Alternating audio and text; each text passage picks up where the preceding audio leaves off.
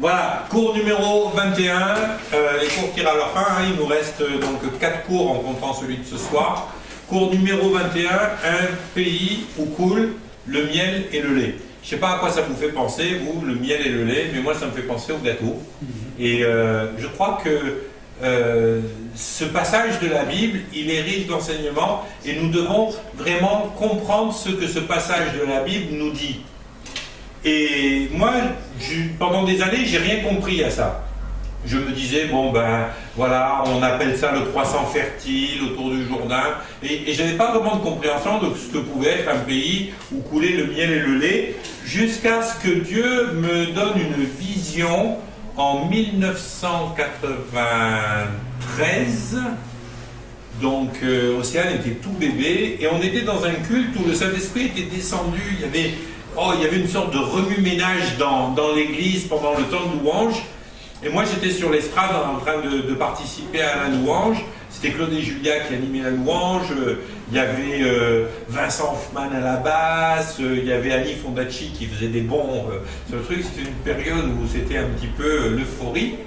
Et puis tout d'un coup, au milieu de cette euphorie, c'est comme si tout s'arrêtait. Et Dieu m'a donné une vision. Et c'était la première fois que j'avais ce genre de vision. Je voyais vraiment plus ce qui se passait autour de moi, c'était un peu bizarre. Et j'étais sur une colline, et à côté de moi, je sentais que Jésus était là, et il avait une sorte d'immense corbeille dans ses mains. Et sur cette corbeille, vous savez un peu les tableaux sur la corne d'abondance, où on voit des tas de fruits, de gâteaux, de miel, de boissons, plein de bonnes choses qui sont là, plein de bonnes victuailles. Jésus, il avait tout ça dans les mains, c'était prêt à être déversé sur les gens en haut de cette colline. Et par contre, dans le contrebas de la colline, il y avait des tas de gens qui avaient des paniers, des sortes de paniers en tressés, là, et ils étaient en train de ramasser des herbes amères. Vous savez, le genre d'herbes, vous ne pouvez pas vraiment les manger, du thym, de la sauge. Écoutez, le thym c'est très très bon quand vous en mettez dans la sauce des pâtes, mais vous ne pouvez pas manger vraiment du thym par tout seul, ou de la sauge. Et ils étaient là, et ils avaient en fin de compte leur panier qui était rempli d'herbes amères. Et je regardais les gens, et puis petit à petit ils s'approchaient en faisant leur récolte d'herbes amères vers Jésus, et Jésus avait toutes ces victuailles qu'il voulait leur donner, mais personne ne prenait ces victuailles. Et ils regardaient les victuailles, ils regardaient Jésus, puis ils continuaient à ramasser leurs herbes amères. Et puis là, j'ai dit au Seigneur, mais Seigneur, il y a toutes ces choses que tu veux leur donner, et pourquoi les gens ne viennent pas chercher la bénédiction, quoi. Et là, Jésus, il m'a dit, c'est parce qu'ils ne veulent pas lâcher leurs herbes amères. Et en fin de compte, j'ai réalisé que, vous savez, ce vieux dicton populaire, un tien vaut mieux que deux tu auras, ça a empêché le corps de Christ de rentrer dans la bénédiction et la prospérité de Dieu. On s'accroche toujours tellement et tellement et tellement à ce que l'on a, qu'on n'arrive pas à se saisir des bénédictions et des promesses de Dieu. On peut lire dans Romains 8 que le premier travail, et le travail le plus important du Saint-Esprit, c'est de venir pour un chrétien attester à son esprit qu'il est un enfant de Dieu. Pourquoi est-ce que je peux attendre de Dieu qu'il me donne des bonnes choses? Parce que c'est mon papa. Parce qu'il connaît ce qui est meilleur pour moi. Il sait exactement ce dont j'ai besoin. Il sait exactement ce qui va être un bénéfice pour ma vie. Parce que c'est un papa. Moi, je vais voir Annabelle, je lui dis, ton bébé, là, je vais lui filer une langouste mayonnaise pour demain midi. Elle va me dire, écoute, Michael, peut-être tu as perdu l'habitude, ça fait longtemps que tes enfants ont grandi, mais à cet âge-là, ça ne mange pas des langoustes mayonnaise. Une maman, elle sait ce qui est bon à donner à ses enfants à manger. Et puis si elle ne sait pas, il y a Laurence Pernou. Elle va apprendre. Si vous êtes des parents, Vous donnez de bonnes choses à vos enfants parce que vous connaissez vos enfants. Vous savez où est-ce qu'ils en sont, vous savez exactement combien de temps ils ont dans la bouche, combien ils ont avancé, s'ils sont prêts à manger du steak ou s'ils sont prêts à manger de la bouillie. Vous connaissez tout ça parce que ce sont vos enfants et en plus de ça, comme ce sont vos enfants, vous les aimez, vous voulez leur donner le meilleur. Amen, Annabelle. Gloire à Dieu. C'est une bonne maman. Eh bien écoutez, quand vous commencez à comprendre que Dieu est comme ça, vous n'avez plus de doute. Seigneur, pourquoi je vais flipper? Pourquoi est-ce que je vais me demander comment je vais faire ça ou ça ou ça? Pourquoi je vais me demander si je vais me marier à 20 ans, à 30 ans ou à 50 ans? Pourquoi est-ce que je vais me demander si je vais avoir une voiture pour aller travailler? Pourquoi est-ce que je vais me demander où est-ce que je vais habiter? Pourquoi est-ce que je vais me poser toutes ces questions? Puisque tu es mon papa, que tu m'as adopté, que tu m'as envoyé le Saint-Esprit pour attester à mon esprit que j'étais la chair de ta chair. Alors à partir de ce moment-là, j'ai aucune raison de douter. Mes amis, si vous avez un problème d'inquiétude pour le matériel, pour l'affectif, pour votre santé, pour le spirituel, vous n'avez pas besoin de chercher des solutions, vous avez besoin de chercher le Saint-Esprit qui vient attester à votre esprit que vous êtes des enfants chéris de Dieu. Amen. Amen. Ma femme régulièrement elle dit, moi je suis la chouchou de Dieu. Ben, je peux vous dire, c'est vrai. Surtout pour les places de parking. Mais pas que pour ça. Mais on est tous les chouchous de Dieu. Mes amis, le problème c'est qu'on n'arrivera jamais à rentrer dans ce pays où coule le miel et le lait si on n'arrive pas à réaliser à quel point Dieu est bon. Vous savez, Israël dans le désert, qu'est-ce qui s'est passé avec eux? Ils étaient là dans le désert et puis Dieu venait de faire un miracle extraordinaire, parce que pour qu'ils puissent rentrer dans le désert, il a commencé par falloir ouvrir la mer Rouge. Alors, les voilà dans un cul-de-sac. Alors au début, imaginez la solution. Non, on ne veut pas partir, nous, il est fou Moïse.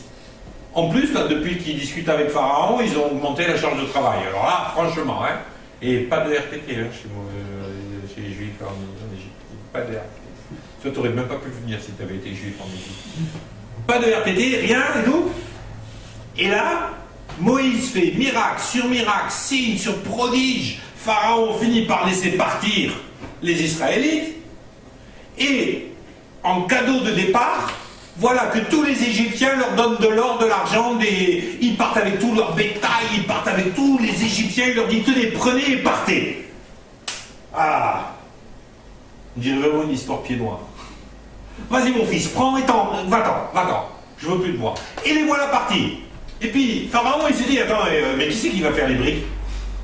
Ouais, parce que sur le coup, il n'avait pas compris. Il n'y avait pas manpower, il n'y avait pas de boîte d'intérim à l'époque. Il ne pouvait pas trouver d'autres juifs pour être esclaves. Donc, il court derrière ses esclaves, il arrive, Dieu fait un miracle. Il ouvre la mer, il passe à travers la mer, Pharaon les suit, il referme la mer. Alors je sais, il y a des gens qui vous diront, oui, mais la mer là-bas, c'était que des marécages, en vérité, il n'y avait que 20 cm d'eau. C'est pour ça que Dieu a réussi à l'ouvrir. Ouais, super, parce qu'il y a un plus grand miracle encore. Dieu, il a réussi à noyer toute l'armée de Pharaon dans 20 cm d'eau. C'est merveilleux. Une chose est sûre, l'histoire commence par un miracle extraordinaire. Votre histoire à vous commence par un miracle extraordinaire. Vous étiez appelé à finir en enfer et vous avez été sauvés. Amen. Votre histoire a commencé par un miracle extraordinaire. Avec cette promesse d'un pays où coule le miel et le lait. Alléluia. Amen. Oh Seigneur, c'est tellement bon. Tu m'as sauvé. Moi, je vais vous dire, à chaque fois que je vois un chrétien qui me dit « Oh, je ne sais pas pourquoi louer », eh bien, imaginez un barbecue avec une saucisse qui grille dessus, c'était toi. Mais maintenant, à place de griller sur le barbecue, tu as été invité à la table de Jésus et c'est toi qui vas manger la saucisse. C'est quand même mieux, non? Ça te donne pas envie de louer Dieu? Moi, ça me donne envie de louer Dieu. Mes amis, dès que j'imagine à quoi peut ressembler l'enfer, mais j'ai envie d'adorer et de louer Dieu. Il m'a sorti de là. Amen. Ça commence avec un miracle, ils passent la frontière, ils se retrouvent dans le désert, ils vont au Sinaï. Là, Dieu il dit, bon, avant qu'on aille plus loin, j'ai besoin de laisser mes lois à Moïse. Moïse monte sur la montagne, il est parti pas très longtemps. Hein. Ah ben ça y est, ça suffit pour mettre la catastrophe. Ah ouais, mais il descend pas, mais t'as vu l'heure qu'il est, il est toujours pas revenu, et qu'est-ce qu'on va manger, et tout, et puis Moïse, machin, et tout ça. Ouais, c'est bien beau, mais Dieu, machin, tout ça, on le voit pas, et tout. Et ils font un veau d'or. Pourquoi? Pourquoi est-ce qu'ils se sont taillés une image de Dieu?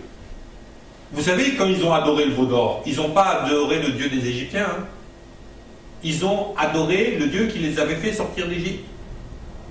Mais comme ils ne le connaissaient pas, comme ils ne savaient pas à quel point Dieu était bon, fidèle, juste, compatissant, bienveillant, eh bien, ils se sont fabriqués le Dieu qu'ils voulaient. Mes amis, c'est la même chose chez les chrétiens. On a souvent une idole qui s'appelle Jésus. Pourquoi j'appelle ça une idole? Parce que ce n'est pas le Jésus de la Bible. C'est le Jésus qu'on s'est fabriqué. Quand on était petit, c'était le Jésus en sucre pour mettre dans la crèche. Et puis aujourd'hui, c'est le Jésus qui répond à nos besoins comme un jukebox. Vous savez, un jukebox, si vous ne mettez pas 100 balles dedans, il ne chante pas. Hein. Alors on croit qu'il faut mettre 100 balles dans le jukebox Jésus pour que ça marche. Ah oui, il faut que je prie plus longtemps, il faut que je prie, que je jeûne, comme ça Dieu me donnera une nouvelle voiture. C'est pas un jukebox, Jésus. Tu ne peux pas acheter la bénédiction. La bénédiction, tu ne peux pas l'acheter. Tu ne peux pas l'acheter. Moi, parfois, j'entends des gens, l'autre jour, il y a un gars qui me dit « Ouais, je vais jeûner parce que je veux que Dieu me donne un travail, jusqu'à ce qu'il m'ait donné un travail, je vais jeûner. » Mais pas date, il ne faut pas jeûner pour que Dieu te donne un travail. Il faut que tu jeûnes pour que ton corps et ta chair soient soumises à l'esprit qui a, lui, des désirs qui sont en accord avec ceux du Père, et que comme ça, avec ton esprit, tu puisses aller découvrir le pays où coule le miel et le lait que Dieu a pour toi. Et peut-être c'est pas le job que tu avais prévu. Peut-être c'est pas exactement ce que toi tu pensais au départ. Mais prie et jeûne pour connaître la volonté de Dieu. Amen. Pas pour transformer la volonté de Dieu. Amen. Parce que si tu essayes de transformer la pauvre volonté de Dieu en priant et jeûnant, ça s'appelle de la grève de la faim. Et c'est pas le but. On n'est pas là pour faire la grève de la faim afin que Dieu s'apitoie sur nous. On est là pour comprendre quel est son plan et sa volonté et pouvoir savoir comment se saisir de toutes les bénédictions que Dieu a pour nous. Hey, vous ne trouvez pas que ça change la perspective là? Ils ont continué dans le désert. Oh Seigneur, oh, on avait des oignons en Égypte, oh là là, et Dieu leur donne la manne. Tous les jours. Tous les jours. Ils n'avaient pas besoin de travailler pour avoir à manger. Ils n'avaient pas besoin de travailler pour avoir des sandales.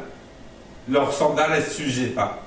Ils ont fait des milliers, 40 ans dans le désert à tourner en rond. Ils n'ont même pas usé les sandales.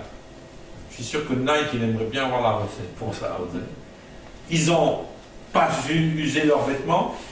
Ils ont manqué de rien. La dernière fois que j'étais en Israël, le pasteur du guide a raconté un truc, mais moi j'avais jamais compris ça. Mais vous savez, qu'est-ce qu'il a touché, comment il a compris la bénédiction et la grâce de Dieu quand c'était un jeune homme et qu'il était, comme tous les Israéliens, 2 ans d'armée, il est parti dans le désert du Sinaï. Donc le fameux désert où les Juifs, ils ont tourné pendant 40 ans. Hein, parce qu'il y avait eu une guerre avec l'Égypte.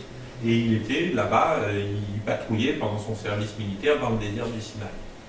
Et ça lui a montré la gloire et la bonté de Dieu. Comment Dieu se manifestait au milieu des Israéliens dans le désert pendant la nuit? Colonne de feu. Ok? Et pendant le jour? Une nuée. Qu'est-ce que c'est une nuée? C'est un nuage. Ok? Eh bien, quand il s'est retrouvé à patrouiller dans le désert du Sinaï pendant des semaines, il me disait, pendant la journée, la température, elle montait à 45 degrés et il n'y avait pas un nuage dans le ciel. Parce que c'est un désert. Dieu a pourvu à travers la nuée parce qu'il ne faisait pas trop chaud. Et pendant la nuit, vous connaissez l'expression il fait froid à pierre fendre. Et bien dans la nuit, la température descendait à -10. Et les cailloux éclataient à cause du froid. Ah, parce qu'il y avait du chaud. Les cailloux éclataient à travers. Et quand vous êtes dans le désert du Sinaï, dans tous les déserts, les écarts de température sont tellement énormes. Dans sa bonté et dans sa bienveillance, Dieu a décidé de se manifester d'une façon qui permettrait, malgré leur rébellion, malgré leur chuchotement, malgré tout ce qu'ils avaient fait contre lui, Dieu a décidé de se manifester à travers quelque chose qui allait être une bénédiction pour le peuple dans le désert. Johan, Dieu est bon, fais passer. Dieu est bon. Dieu est bon. Dieu est bon. Dieu est bon. Dieu est bon. Dieu est bon. Dieu est bon, papa. Amen. Vous vous rendez compte de la bonté de Dieu? Mes amis, si on réalisait à quel point Dieu est bon, mais notre vie, elle serait complètement différente. On n'aurait plus peur de rien. Parce que l'amour parfait de Dieu bannit toutes les craintes dans mon cœur. Amen. Seigneur, j'ai besoin d'avancer là-dedans. Moi, ma propre vie, au jour d'aujourd'hui, j'ai besoin d'avancer là-dedans. Mes amis, vous vous rendez compte, ça fait bientôt 20 ans. Ça fait 20 ans que Dieu m'a donné cette révélation. Ça fait 20 ans que j'ai écrit ce cours. Et aujourd'hui, j'ai besoin de comprendre et de recevoir jour après jour et de chercher jour après jour la bonté de Dieu. Pourquoi? Parce que mes amis, plus vous passez de temps avec Dieu, plus vous connaissez sa vraie nature. Moins vous passez de temps avec Dieu, moins vous connaissez sa vraie nature. Et plus vous allez écouter ce que le diable raconte au sujet de Dieu. Ah oui, mais si Dieu était bon, ces choses-là n'arriveraient pas.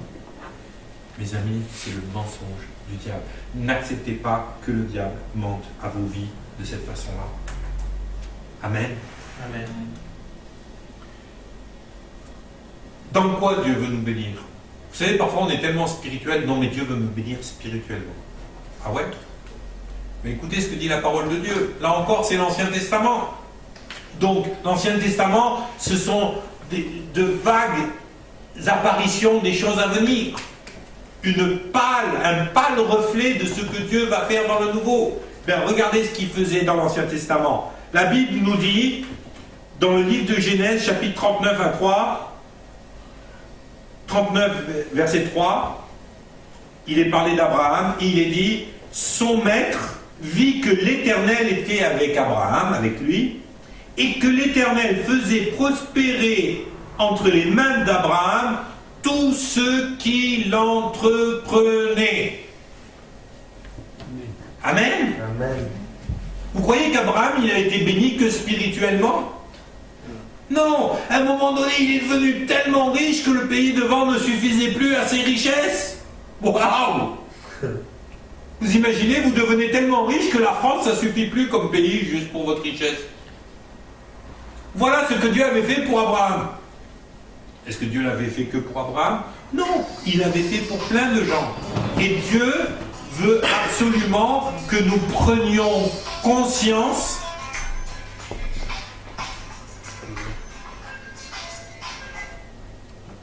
Dieu veut absolument que nous prenions conscience qu'il veut intervenir dans notre vie à tous égards. Pas uniquement spirituellement. Dieu nous a créés corps, âme et esprit et il veut nous bénir corps, âme et esprit. Amen. Pourquoi est-ce qu'il ne ferait pas ça? Qu'est-ce que Jésus faisait lorsqu'il marchait sur cette terre? Et quand il guérissait les malades, il s'occupait de quoi? Du corps. Quand il enseignait, il s'occupait de quoi? De l'âme. Quand il chassait un démon, il s'occupait de quoi? De l'esprit. Dieu veut s'occuper de nous, corps, âme et esprit, à l'époque d'Abraham, à l'époque de Jésus, et aujourd'hui, de la même façon. Regardez ce que dit la Bible. Jean chapitre 3, Jean, chapitre 1. Troisième épître de Jean au chapitre 1. Bien-aimé, je souhaite que tu prospères à tous égards et sois en bonne santé comme prospère l'état de ton âme. Jean, il parle même pas de spiritualité. Il parle pas de spiritualité. Vous croyez que Jean, il avait un problème pour comprendre la différence entre l'âme et l'esprit? Ah non, hein. D'abord parce qu'il était juif et que tous les juifs le comprenaient, et puis parce qu'il venait de passer quand même la plus grande partie de sa vie à servir Dieu. Jean, quand il écrit ça, il parle pas d'esprit. Il est là et puis il dit carrément, je veux que tu prospères à tous égards et sois en bonne santé comme prospère l'état de ton âme. Qu'est-ce que c'est que l'âme? Je vous le rappelle pour ceux qui ne l'ont pas entendu dans les cours. L'âme, c'est tout ce qui n'est pas physique en vous, mais qui n'est pas non plus spirituel. C'est-à-dire votre âme, ce sont vos émotions, ce sont vos souvenirs, c'est votre intelligence, c'est votre affectif, c'est l'amour que vous avez pour votre conjoint, pour vos enfants. Eh bien Dieu, il a décidé de vous faire prospérer à tous égards, de façon à ce que vous soyez en bonne santé et que prospère l'état de votre âme. Tu te sens tout seul? Dieu n'a pas prévu que tu sois seul et dans la solitude. Dieu veut te bénir au niveau de ton âme. Il veut te donner des amis, il veut te donner un conjoint, il veut te donner quelqu'un avec qui tu vas pouvoir partager. Parce que Dieu veut que tu prospères dans ton âme, dans tes émotions. Dieu veut que tu prospères au niveau intellectuel. Vous savez, moi parfois j'entends des chrétiens qui sont là et puis oh, ils ne sont pas intéressés. Non, non, ça c'est le monde, non, non, ça c'est pas... Hey, moi j'ai besoin de progresser intellectuellement. J'ai besoin de prospérer au niveau d'intellect. Moi si je ne me lis pas un bon bouquin tous les soirs avant d'aller me coucher, je suis frustré. J'aime lire un bon roman, j'aime lire un article intéressant sur Internet, j'aime m'intéresser à ce qui se passe dans la politique, dans la société, dans la technologie. J'ai besoin de faire travailler mon intelligence. Parce que Dieu veut qu'on fasse travailler notre intelligence. Il nous a demandé d'être la tête et pas la queue. Vous ne croyez pas qu'il a envie de travailler votre intelligence? Mais parfois on est tellement bloqué sur le spirituel qu'on oublie que Dieu est bon, qu'il veut s'occuper aussi de notre guérison. Je veux que tu sois en bonne santé et que tu prospères à tous égards. Mes amis, la maladie, ce n'est pas le plan de Dieu pour votre vie afin de vous enseigner des choses. Ça, c'est un mensonge que le diable essaye de vous faire avaler. Mais si vous connaissez Dieu et que vous le connaissez comme un père, alors vous n'allez jamais penser que Dieu vous a envoyé la maladie. Bien sûr que Dieu va pouvoir, à travers peut-être la maladie, à travers des épreuves, vous faire grandir, vous faire comprendre, vous faire évoluer, et que le diable fait une œuvre qui le trompe lorsqu'il vous rend malade, mais je peux vous garantir, Dieu, s'il a le choix, il ne va pas vous faire apprendre les choses par la maladie. Amen. Il est important que nous marchions dans cette connaissance-là. Dieu a prévu un mécanisme dans l'humanité, pour l'histoire de l'humanité. Il a dit, je veux que vous obéissiez à mes lois, à mes principes. Parce qu'en obéissant à mes lois et à mes principes, vous serez bénis. Ah, c'est pas vrai, c'est encore bloqué. Non, c'est bon temps. Okay. Alors, Dieu, il a mis en place un système de principes. Ce sont des principes spirituels qui vont régir véritablement notre vie. Et ces principes, c'est si on met en application la parole de Dieu, il en découle des bénédictions. si on ne met pas en application la parole de Dieu, il en découle des malédictions. Ok? Écoutez ça. Ta corbeille et ta huche seront bénies. L'Éternel ordonnera à la bénédiction d'être avec toi dans tes greniers et dans toutes tes entreprises. On est bien dans le matériel là, hein? Il te bénira dans le pays que l'Éternel ton Dieu te donne. Écoutez ce verset qui suit. L'Éternel t'ouvrira son bon trésor. Waouh! Le trésor de Dieu est ouvert pour nous. Il t'ouvrira son bon trésor, le ciel, pour envoyer à ton pays la pluie en son temps et pour te bénir dans tout le travail de tes mains. Vous savez, parfois, moi j'entends des gens, oh non, il n'y a plus besoin de travailler, il n'y a plus besoin de faire ci, il n'y a plus besoin de faire ça, parce que nous, voilà, on va servir Dieu, et puis c'est les temps de la fin, ça ne sert à rien de faire des études, ça sert... Waouh, celui qui me dit ça, je lui mords l'oreille. Mais je ne mords pas, Il est clair, mes amis, que ça c'est une ruse du diable pour nous tromper. Qu'est-ce que nous dit Dieu? Et sur quel verset on a bâti cette œuvre, cette église locale ici? Sur Jérémie 29, 4 et 5. Dans le pays où je vous ai emmené en déportation, multipliez-vous, mariez-vous, ayez des enfants, plantez des jardins, travaillez, faites que vos enfants se marient, faites que vos enfants aient à leur tour des enfants, donnez vos filles en mariage, donnez vos fils en mariage, et priez pour le bien-être et la prospérité de la cité dans laquelle vous êtes, parce que de son bien-être, de sa paix et de sa prospérité dépend la vôtre. Et bien mes amis, cette parole, elle a besoin de s'accomplir dans nos vies. Amen. Celui qui ne travaille pas, Paul dit, eh bien, qui ne mange pas. Celui qui n'est pas dans l'œuvre de l'action, celui qui veut être que spirituel, eh bien, qui ne mange pas. Il sera encore plus spirituel.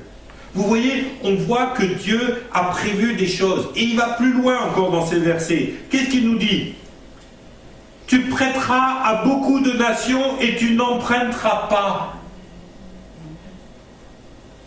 Et dans les temps qui viennent, vous savez, ces fameux temps, on est fermé en tant que cyber, je suis désolé. Dans les temps qui viennent, mes amis, il va se passer quand même quelque chose d'important. La Bible nous met en garde qu'on arrive dans des temps où ça va devenir de plus en plus compliqué. Vous savez, l'histoire qu'on ne peut pas faire de business, qu'on ne peut pas acheter, qu'on ne peut pas vendre si on n'a pas la marque de la bête, etc., etc. Mais vous croyez que Dieu, il a dit, bon ben, vous n'aurez pas la marque de la bête et vous mourrez de faim? Vous croyez que Dieu dit, non, ben, c'est pas grave, alors prenez-la pour pouvoir manger? Non!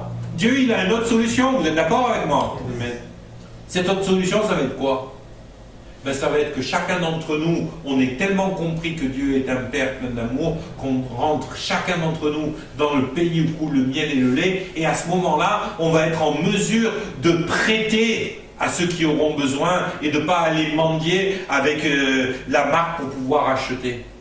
On a besoin de développer, mes amis, de développer un réseau parallèle dans l'économie, de façon à ce que l'on ne soit plus dépendant de la marque de la bête ou de quoi que ce soit, et que nous puissions être une bénédiction. Vous imaginez le jour où il y a une telle catastrophe économique, si nous on a prospéré, et que les gens y viennent, et puis qu'on puisse leur donner à manger parce qu'ils auront besoin de manger, parce que nous on aura compris la grâce et la bénédiction de Dieu. Vous imaginez l'impact qu'on aura dans ce monde? Moi c'est ça que je veux voir. Je veux que le peuple de Dieu devienne la tête, qu'il ne soit pas la queue. Mais pour ça, on a besoin de comprendre que Dieu a des plans pour nous, qui sont un pays où coule le miel et le lait. Je vais vous dire une chose. Votre confort matériel ne dépend pas de la crise. Il dépend de l'amour de Dieu. Et même au milieu de la crise, vous pouvez tous prospérer. Parce que vous ne dépendez pas de la loi du marché, vous ne dépendez pas de est-ce qu'il y aura 1% de consommation en plus l'année prochaine, ou 2% de croissance, ou 0,3% de croissance. Qu'est-ce qu'on en a à cirer? Moi, je ne dépends pas de la croissance. Je dépends de l'amour que Dieu a manifesté pour moi en Jésus-Christ et qui m'a permis d'être adopté, de devenir un enfant de Dieu. Amen. Amen. Lui qui n'a pas épargné son propre Fils, mais qui l'a livré pour nous tous, comment ne nous donnera-t-il pas aussi toutes choses avec lui? Oh, les amis, quand je lis des versets comme ça me... Wow, ça booste ma foi. C'est pour ça que ça fait 15 ans que je donne ce cours, parfois 2 fois par an. Parce que de toute façon, moi j'ai besoin de l'entendre. J'ai besoin de repenser à toutes ces choses-là. Et c'est pour ça que je vous encourage, quand vous avez fini de prendre ce cours, eh ben, si vous trouvez des gens avec qui le partager, allez, partagez-le, prêchez-le, enseignez-le. Faites une école de disciples dans votre salon. Il faut le multiplier. Et vous allez voir que ça va vous faire du bien. Parce que moi, je me fais du bien à chaque fois que je donne ces cours.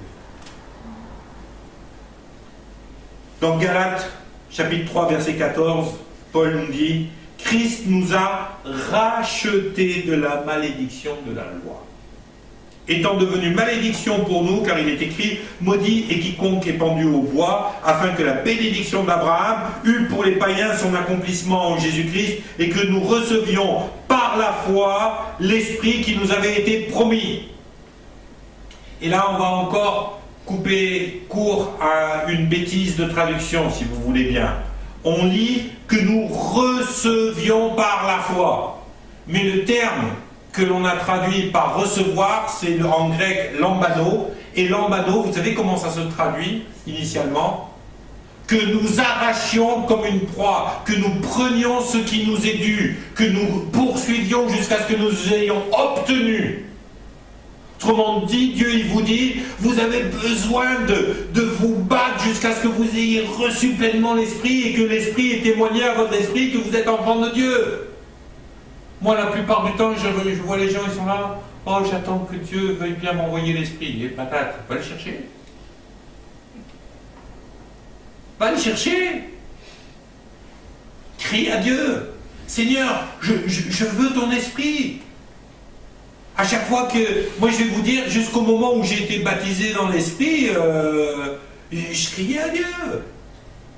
Et moi, la grâce que j'ai eue, c'est que je l'ai eu rapidement. J'ai eu rapidement, mais j'étais là, je voulais. Moi, Seigneur, vous savez, la Bible, elle dit aspirer aux dons les meilleurs. Moi, quand j'ai lu ça, je me suis tourné vers Dieu, et j'ai dit, bah, écoute Seigneur, les dons les meilleurs, je ne sais pas c'est lesquels. Alors, puisque je ne sais pas c'est quoi les dons les meilleurs, t'as qu'à tous me les donner. Amen. Mais peut-être c'était la foi du charbonnier, peut-être j'étais un petit enfant en Christ quand j'ai fait cette prière. Mais qu'est-ce que Dieu a fait? Et bien 2 jours après, j'ai été baptisé dans le Saint-Esprit, et le premier don que j'ai manifesté, c'était le discernement, et puis j'ai entendu la voix de Dieu, et puis j'ai été conduit par Dieu, et le fait d'avoir été conduit par Dieu a sauvé littéralement la vie de plusieurs personnes. Parce que je suis arrivé, après avoir entendu Dieu me parler de façon audible, je suis arrivé dans une maison, et quand je suis arrivé dans cette maison, j'ai partagé l'évangile toute la nuit avec la maman de cette maison, que je les connaissais ces gens-là. Et vous savez quoi? Le mari, cette nuit-là, il avait acheté un fusil de chasse, et il avait décidé de tuer ses enfants, de tuer sa femme et de se suicider. Parce qu'il savait que sa femme voulait le quitter.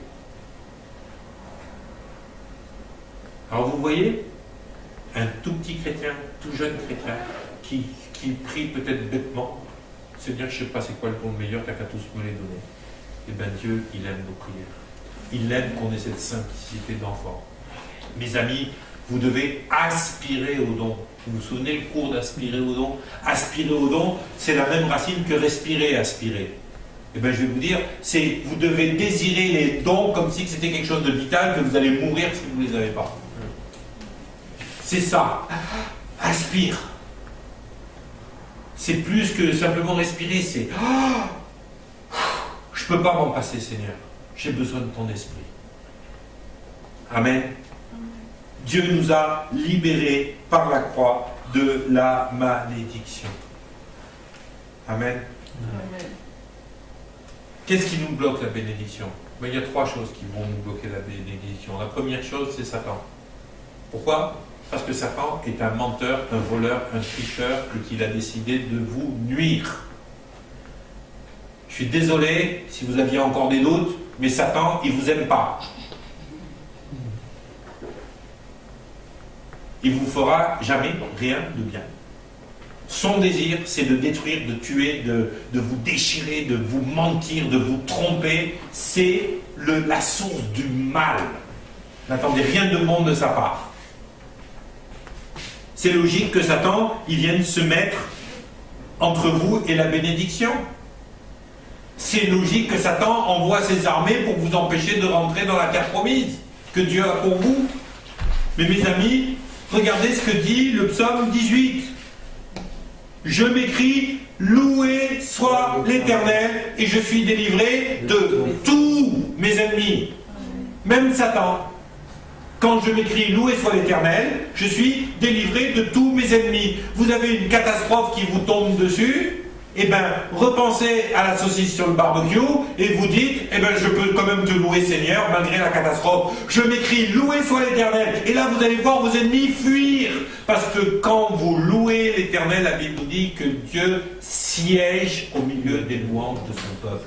Et il n'est pas simplement présent, il est présent pour siéger. Vous savez ce que ça veut dire, siéger? Siéger, ça veut dire exercer son autorité. Les députés, quand ils siègent à l'Assemblée, ils exercent l'autorité que nous leur avons donnée en votant pour eux. C'est ça, siéger. Un juge, qui est l'autorité suprême dans un tribunal, il est dit qu'il siège au tribunal. Quand Dieu siège, il exerce son autorité pour que sa justice soit appliquée. Vous m'étonnez que les démons ils partent en courant. C'est pas parce que vous avez crié une chanson de louange qu'ils partent. C'est pas parce que vous avez dit gloire à Dieu qu'ils partent. Ils partent parce que Dieu siège.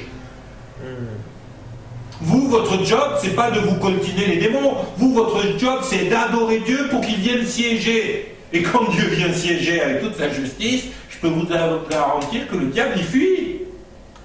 Parce que Dieu siège. Pas parce que vous êtes des super chanteurs, mais parce que Dieu siège au milieu des louanges de son peuple. Amen. Amen. Deuxième chose qui va mettre un frein à la bénédiction, eh bien mes amis, c'est notre désobéissance. Ah oui, je sais, on n'aime pas parler de ça. Mais mes amis, on a besoin d'apprendre à obéir à Dieu. Moi, si vous savez ce que je regrette d'être lent à obéir. Parfois, je suis là, je dis, mais Seigneur, c'était tellement simple, pourquoi j'ai pas obéi? Pourquoi j'ai pas obéi? Mais bon, je sais pas où vous en êtes avec ça, mais moi, j'ai du mal à obéir à Dieu. Pourquoi? Parce que régulièrement, je marche dans la chair. Parce que régulièrement, je marche dans mes émotions. Parce que régulièrement, je prends plus attention aux craintes que j'ai dans le cœur que le diable est venu me susurrer dans les oreilles, plutôt qu'au fait que Dieu est bon. Mais je m'écris, loué soit l'Éternel. Et je vais voir la gloire de Dieu. Amen. Amen. Amen. Oh, c'est... Vous savez, parfois on est là et on est en train de se poser des tas de questions alors que la clé, elle est juste devant nous. Vous savez, un jour, je regardais le nombre de bouquins qui ont été écrits et dont le titre c'est 3 clés pour le réveil, 12 clés pour la délivrance, 9 clés pour une vie heureuse, 6 clés pour un couple harmonieux, 20 clés pour les relations avec les adolescents, 25 clés pour les adolescents quand ce sont des filles. C'est terrible. Pas tomber à l'eau avec. Au bout d'un moment, on a un trousseau de clés, mais je vais vous dire, quand vous avez votre trousseau de clés, vous êtes là et vous vous dites « Ah, j'ai un problème, c'est laquelle déjà? C'est laquelle de clé? C'est la... » Et il y a une clé. Je m'écris, loué soit l'Éternel. Amen. Et Dieu vient juste siéger au milieu. Vous savez, le grand yaka et le grand faucon et le grand brécon et le grand yapacon, il y en a marre. Il y en a marre. C'est pas une question de yaka faire ci ou yaka faire ça, c'est juste une question, Seigneur, il faut t'obéir. Et pour t'obéir, il faut entendre ta voix. Et pour entendre ta voix, il faut te louer. Parce que tu sièges au milieu des louanges de son peuple. Il n'y a pas 50 solutions. L'obéissance. Mes amis, on est tellement à désobéir. Mais on n'arrête pas de désobéir. J'ai encore eu une discussion avec quelqu'un. Et chopé en flagrant délit de désobéissance. Basique. Et il commence à avoir des tonnes de problèmes. Et je lui dis, mais pourquoi tu désobéis? En plus, Dieu t'a dit clairement les choses il y a quelques mois en arrière. Tu es là, pourquoi tu désobéis? Ah oui, mais parce qu'il faut aussi... Arrête de chercher des excuses sur pourquoi tu as désobéi. Dis-toi, je vais obéir. Mais ne comptez pas sur moi pour vous faire obéir. Moi, je ne suis pas flic. Je suis pas flic. Je suis dans le ministère. Oui. Mais c'est pas à moi de vous faire obéir à ce que Dieu vous demande. C'est à vous. Moi, tout ce que je peux faire, c'est vous enseigner, vous amener au pied de Jésus. Et puis, vous faire plonger dans la parole de Dieu. Mais c'est pas à moi de vous faire obéir. C'est à chacun d'entre nous d'obéir à Dieu. Amen. Amen. Vous savez, je discutais il n'y a pas très longtemps avec quelqu'un, et puis qui me dit, oh non, mais moi ces histoires, bon, on va parler de finances, mais moi ces histoires de dîmes et d'offrandes, j'y crois pas. Ben, jette la Bible. Parce que si tu commences à enlever une page, puis une deuxième, puis une troisième dans la Bible, mais jette-la toute. Parce que tu vas finir, tu trouveras toujours quelque chose dans la Bible qui ne te conviendra pas. Le problème, c'est que derrière la page qui te dit « fais ça », au dos de la page, il y a la bénédiction. Si tu arraches la page qui dit « fais ça » et que tu la jettes, tu jettes aussi la bénédiction. Écoutez ce que dit la parole. Lévitique, chapitre 27, versets 30 à 32. Toute dîme de la terre, soit des récoltes de la terre, soit du fruit des arbres, appartient à l'Éternel. Toutes les dîmes appartiennent à l'Éternel. Ça veut dire quoi? Ça veut dire que si tu ne lui rends pas les dîmes de ce qu'il t'a donné, tu lui voles.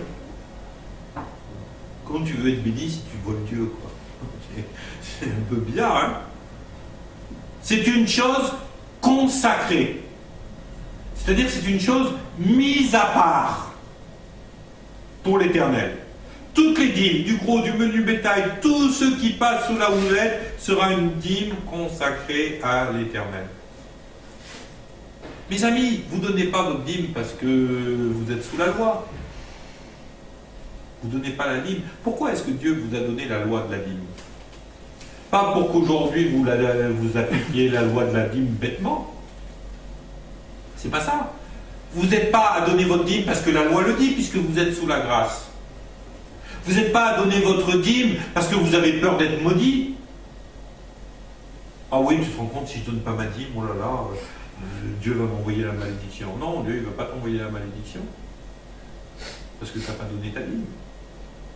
C'est juste qu'en ne la donnant pas, tu donnes l'opportunité au diable de venir te la prendre. Et comme je vous ai dit, il triche, il ment, il est voleur, il est menteur, qu'est-ce qui va se passer? Et bien non seulement il va te prendre la dîme, mais en plus il va t'en prendre en plus. Parce que de toute façon, il est comme ça. Vous savez pourquoi moi je donne ma dîme? Parce que j'ai envie de voir le royaume de Dieu aller de l'avant.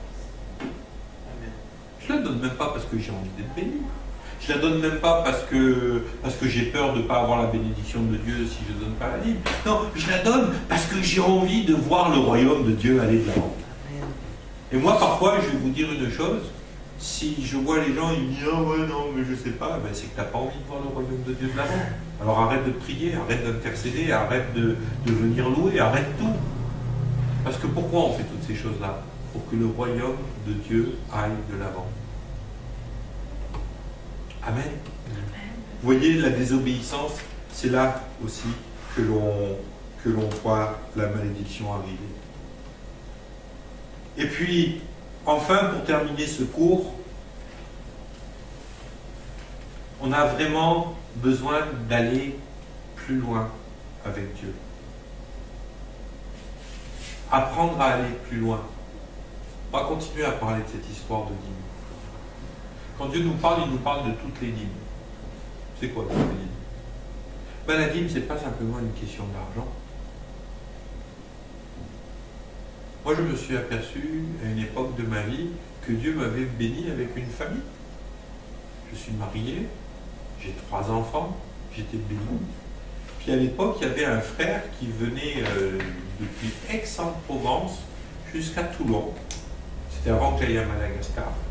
Et ce frère, il venait, mais alors, il était malheureux comme une pierre, sa femme l'avait jeté, elle avait vendu la maison, elle avait dépouillé de la maison. Et puis, il était dans une souffrance. Et ce frère, en plus de ça, il était pénible. Quand vous étiez avec lui, on l'a invité une première fois à manger. À l'apéro, il nous avait refait toute la louange. À l'entrée, il nous avait fait toute la prédication. Il avait repris toute la prédication. Pendant le plat de résistance, il faisait sa propre prédication. Au dessert, il nous balançait une exhortation. Et il n'était jamais parti avant 4 heures de l'après-midi de la maison. Et pendant combien de semaines là, on a... Je sais plus, mais ça a duré des mois. On l'a invité. Et on l'a invité. Et on l'a invité. Et personne ne voulait l'inviter, parce que les gens, ils avaient compris dans l'église. Mais bon, vous faisait partie des responsables, alors allez, on va porter notre croix. Et franchement, moi je vais dire, parfois je le voyais, et puis je regardais, il n'y a personne qui l'a invité, et puis je le voyais partir penaud vers sa voiture, et il retournait à Aix tout seul. Je disais, allez, viens manger à la maison. Et parfois, il s'arrangeait. Ah ben tu sais, il y a un tel, elle est toute seule, elle peut venir. Et il nous en a amené une encore plus pénible que lui. Elle était terrible. Ah franchement. Il y a quelques années en arrière, j'ai vu se repointer dans le coin. J'ai dit, oh non, je ne veux pas qu'elle vienne à l'église. Je crois que c'est le genre de personne. J'ai dit, Seigneur, trouve-lui votre église. Je ne veux pas qu'elle vienne. Mais vous voyez comment parfois les gens, ils sont pénibles. Mais moi, j'avais été béni. J'étais pas tout seul. J'avais une femme. J'avais des enfants. Après le culte, je me retrouvais en famille. J'étais bien. Là, je me suis dit, mais Seigneur, c'est pas logique. Et c'est un peu comme si tu donnes la dîme de ton temps. Tu as la bénédiction de Dieu de t'avoir donné une famille. Et bien, celui qui n'a pas de famille, donne-lui la dîme de ta bénédiction. Permets-lui de rentrer dans ta famille pour un repas, pour un temps. Vous voyez, la dîme, c'est pas juste une question d'argent. Moi, quand je vois les gens qui disent « Ah ouais, non, mais tu nous parles d'argent. » Non, je ne parle pas d'argent. Donne la dîme de ce que tu as. De tout ce que tu as. Donne la dîme de ton temps. Et vous savez, quand vous travaillez à plein temps, vous travaillez 35 heures par semaine. La dîme de 35 heures, c'est quoi? 3h30? Est-ce que tu donnes 3h30 de ton temps personnel à Dieu pour le servir? Puisque tu les donnes à ton patron, est-ce que tu les donnes à Dieu? Pour aller visiter quelqu'un qui est malade, pour aller encourager quelqu'un, pour aller exhorter quelqu'un, pour aller prêcher l'évangile dans la rue, pour aller te tenir dans la prière et l'intercession dans le secret de ta chambre afin que la puissance de Dieu se manifeste dans l'Église. Bon. Vous voyez, donner à Dieu, c'est beaucoup plus qu'une question de donner de l'argent. Donner à Dieu, c'est donner sa vie. Christ a donné sa vie pour vous. Et il attend une chose en échange. Lui, il a donné gratuitement, mais il se dit, voilà, moi, voilà ce que j'ai fait. J'aimerais que vous me donniez votre vie maintenant. Parce que si vous me donnez votre vie, je vais vous conduire dans un pays où coule le miel et le lait. Amen. Amen. Ça vous a fait du bien ce cours? Yes. Moi, ça m'a fait du bien aussi. Pensez à faire vos devoirs. Je vais le mettre immédiatement. Je vais le mettre immédiatement sur Dropbox. Donc, disciple, cours numéro 21. Copier. Tac. T'as des problèmes, Fabien? T'as des problèmes? Parfait.